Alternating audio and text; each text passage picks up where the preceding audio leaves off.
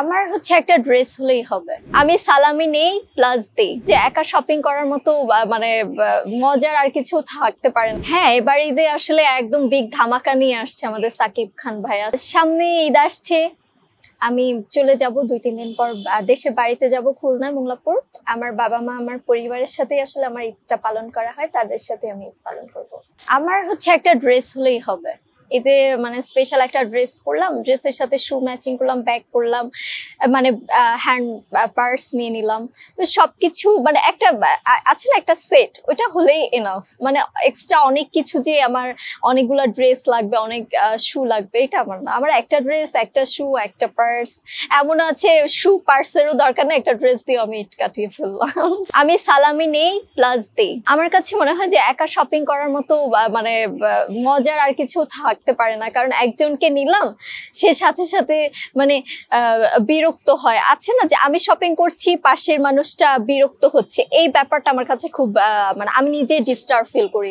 মানে ধরেন আমি সকালে বের হব, আমি ইচ্ছা মতো দরকার হলো অনেক টাইম নিয়ে 4-5 ঘন্টা হাঁটাহাঁটি করে শপিং করব, নিজের মতো নিজের চয়েস একা একা।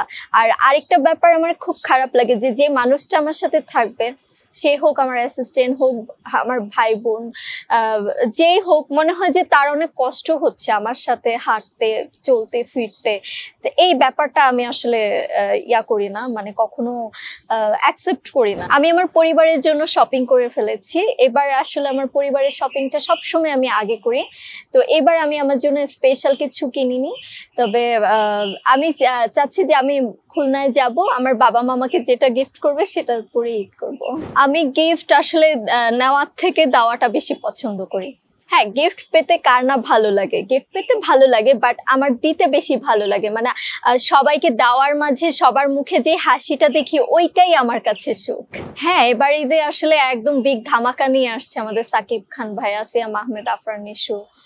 তো ও ভাইয়া, তো ওনাদের সিনেমাগুলো এবার একটা মনে হচ্ছে কি সিনেমার মার্কেট এবার রোজার ঈদটা।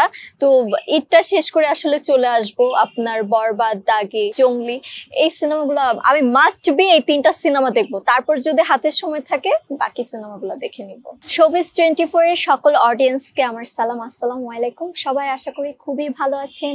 এই রমজান মাসটা সবাই খুব ভালোভাবেই পালন করছেন আশা করি। আর তাছাড়া অগ্রিম সবাইকে ঈদ মোবারক জানিয়ে দিলাম। সবাই ভালো থাকবেন, সুস্থ থাকবেন। এবং আমাদের 4টা সিনেমা, আমি যেটার নাম বলছি, বরবাদ, দাগি, জঙ্গলি, এই সিনেমাগুলো ঈদে রিলিজ হচ্ছে। আপনারা সবাই সিনেমা হলে সেই সিনেমাগুলো দেখবেন এবং বাংলা সিনেমাকে এগিয়ে নিয়ে যাবেন।